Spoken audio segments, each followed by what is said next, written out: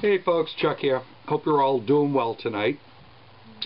After seeing Laura's, aka Angry Islander 56's video, which I'm going to attach this to, I think, because I want you guys to see it, her revealing the truth about her Two Truths, One Lie video, it sort of inspired me to make my own, even though I have not been tagged.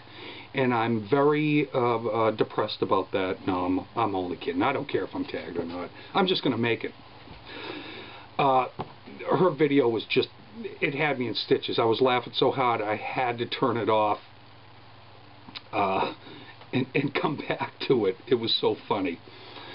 And I think these videos kind of give us an insight into some people that we know here on YouTube. So, I'm going to do my Two Truths, One Lie. Two things I'm going to say to you are true, one thing is a lie, and it's up to you to guess. Okay, number one, I have a few things written down so that I will remember. Number one, in 1990, I went to Alaska from Boston, and I was in Juneau, which you can't get to by a car, only by boat or by plane. I flew into Juneau. Was going to take a boat out the next day to rent a car and go around Alaska. And so I go to this little dinner place, cafe, really. Had like 8 tables in it on one of the few side streets in Juneau, because Juneau is extremely small. So it's a little hole-in-the-wall place, but it's a really nice place. And, you know, I kind of go in, I'm kind of sitting around, and I look to the table next to me, and there are the 4 members of the Red Hot Chili Peppers sitting there. They had finished their dinner, and they were arguing over who owed what from the bill. Who ate what and who owed what, and they were arguing about it. So, that's number one. Juneau, Alaska, in a cafe in 1990, and the Red Hot Chili Peppers are arguing next to me about who owes what. Okay, number two.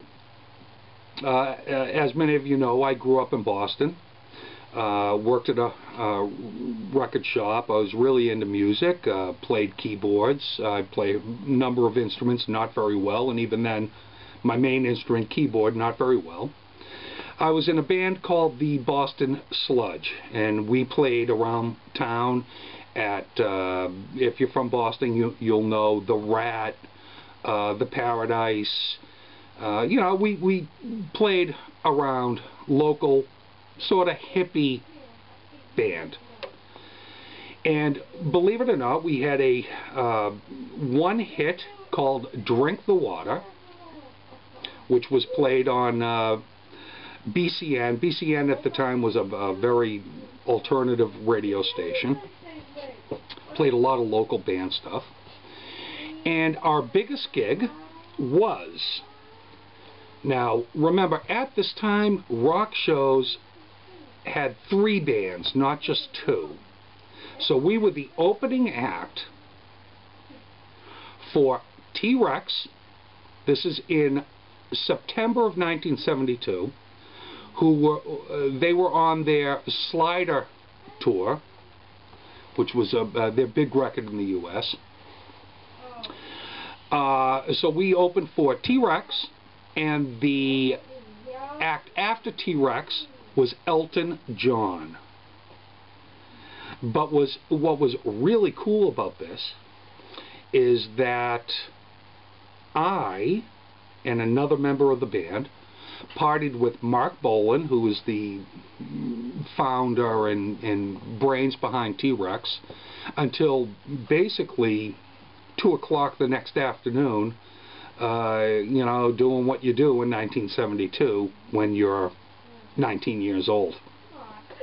So, number 2 is my band. It wasn't my band, I wasn't the leader. A band I was in called Boston Sledge, that I was the keyboard player, opened for T-Rex, who was the band before Elton John, and I partied with Mark Bolan until the next day, about 2, 3 in the, I can't even remember, in the afternoon, doing really naughty things. Okay, number 3. Now, I worked at a record store. I'm going to keep all these to rock and roll sort of history stuff, GrumpyChuck history stuff. I worked at the largest record store at the time in the world, called the Harvard Coop. At the time, I was the assistant manager of the store. This is in 1974, so I was like 21 or 22 years old. I think 21. And there was an in-store appearance by Rod Stewart. That we set up the whole store. He was signing autographs and stuff. And with him came Ron Wood, the guitarist who is now currently plays for the Rolling Stones. But at the time, he was with Rod Stewart in the whole Small Faces era. And the in-store appearance turned into basically a riot that the store got completely trashed. But while the riot was going on, Ron Wood, myself, and still one of my best friends who is now the CEO of Apple Corp, stayed in the back room drinking beers until we got blasted. So number 3 is Rod Stewart in-store appearance in 1974, where I partied with Ron Wood, and who is now my friend, who is now the CEO of Apple Corp.